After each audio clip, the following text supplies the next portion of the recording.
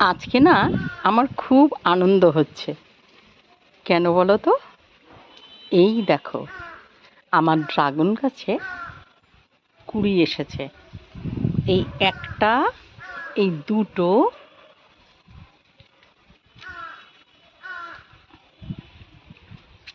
আর এই একটা, আর এই একটা, এই চারটে কুঁড়ি এসেছে।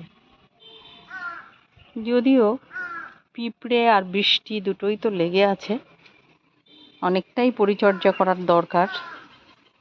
দেখি কি হয়। শেষ পর্যন্ত 4টে থেকে 4টে ফল যদি হয় সেটা তো খুবই ভালো। আমি এগুলো পিঞ্চও করেছিলাম, কিছু কিছু গাছের ডগা এই যে পিঞ্চ করেছি, কিন্তু সেগুলোই কিন্তু আসেনি, এসেছে অন্যগুলোই।